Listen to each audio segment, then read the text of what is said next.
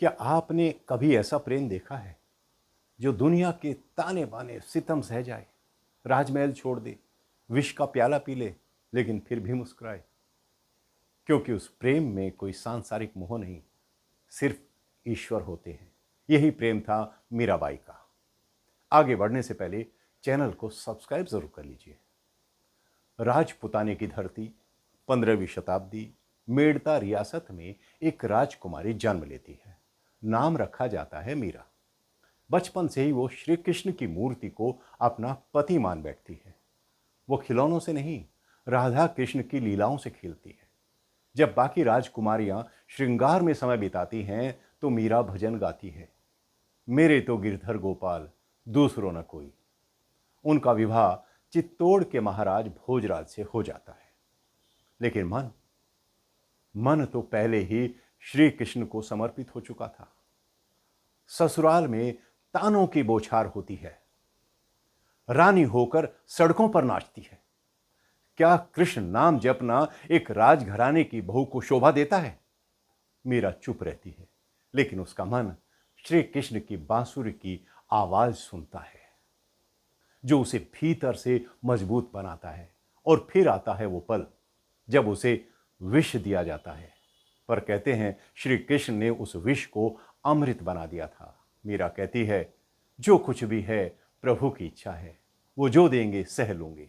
और उधर आजकल लोगों पर थोड़ा सा दुख तकलीफ आया नहीं कि उनकी हिम्मत टूट जाती है। डिप्रेशन, एंजाइटी, ना जाने किन किन बीमारियों का शिकार हो जाते हैं। मीरा हमें सिखाती है, जब प्रेम सच्चा हो तो डर, दर्द, अपमान कुछ भी मायने नहीं रखता। उन्होंने हर बंधन तोड़ दिया, राजपाट, रिश्ते, शरीर की पहचान सब त्याग कर वो निकल पड़ी कृष्ण की खोज में। ब्रिज, वृंदावन, द्वारका, जहां जहां उसे लगा कि कान्हा हो सकते हैं, मीरा वहां आ गई। रास्तों में भूखी सोई, पत्थर खाए, लेकिन एक शिकायत नहीं। और अंततः वो पहुंची द्वारका, जहां कृष्ण के रुक्मिणी मंदिर में दिन रात भजन गाने लगी।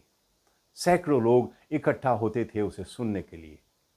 पर मीरा को दुनिया की नहीं, बस अपने कृष्ण की परवाह थी। और फिर एक दिन वो चमत्कार हुआ जिसे सुनकर आज भी रूह कांप उठती है। मीरा मंदिर में थी, कृष्ण की मूर्ति के सामने आंखें बंद कर गा रही थी, पायो जी मैंने राम रतन धन पायो। और तभी मंदिर के दरवाजे अपने आप बंद हो गए। लोग हैरान रह गए। कुछ देर बाद जब द्वार खोले गए तो मीराबाई वहां नहीं थी। मूर्ति के चरणों में पड़ा था सिर्फ एक पीतांबर और तुलसी की माला। कहा जाता है मीरा जीते जी कृष्ण की मूर्ति में समा गई थी। यह घटना इतिहास से नहीं, आस्था से जुड़ी है।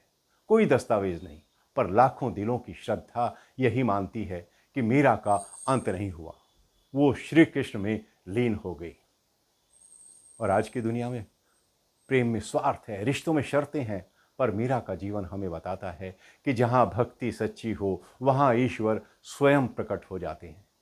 मीराबाई की मृत्यु नहीं हुई, वो हर उस दिल में जीवित है जो बिना शर्त, बिना डर किसी को पूरा समर्पण करना चाहता है। मीरा ने भजन गाया था, लागी लगन लग जावे जी में तो जीवन धन हो जाए। और सच में उनका जीवन ईश्वर का ही धन बन गया। इस एपिसोड को ज़्यादा से ज़्यादा शेयर कीजिए ताकि लोग मीरा के त्याग और प्रेम को समझ पाएं। और अपने कमेंट्स लिखकर हमें ज़रूर बताइएगा। फिर भेंट होगी। नमस्कार।